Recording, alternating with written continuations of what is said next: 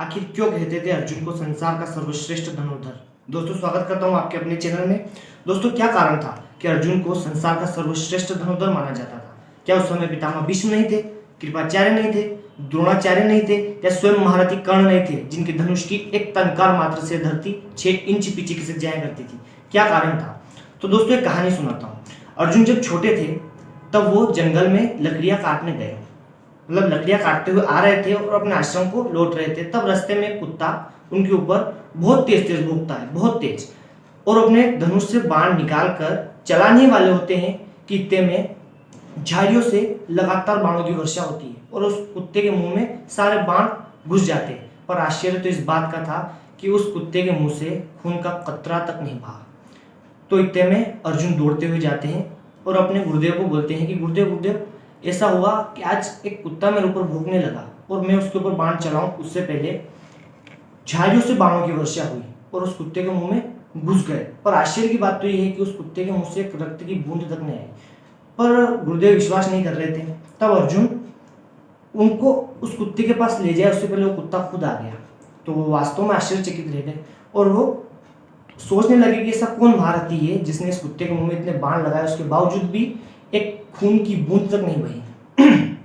तो आप देखिए, वो जंगल की तरफ जाते हैं उस महारथी को ढूंढने के लिए। तो एक आदिवासी बच्चा जिसका नाम एकलव्य होता है, वो वहां पर अभ्यास कर रहा होता है।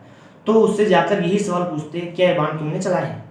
तो वो बोलता है हाँ, ये बाण मैंने चलाए हैं।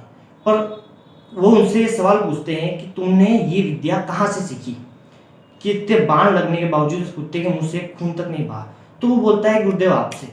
तो वो आश्चर्यचकित रह जाते हैं कि यार ऐसा क्या है, मैंने तो कभी तुम्हें देखा तक नहीं और मैंने तुम्हें शिक्षा कब दी? तो वो उनको अपने अभ्यास की जगह ले जाता है और बोलता है कि गुरुदेव आपकी प्रतिमा।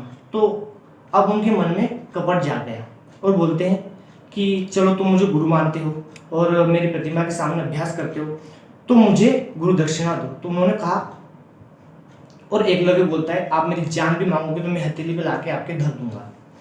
तब उन्होंने कहा कि मुझे एक दिन सोचने का वक्त दो। तो एक दिन सोच के आते हैं और कहते हैं कि मुझे तुम्हारे दाहिने हाथ का अंगूठा चाहिए। तो दाहिने हाथ का अंगूठा उन्होंने उनसे ले लिया।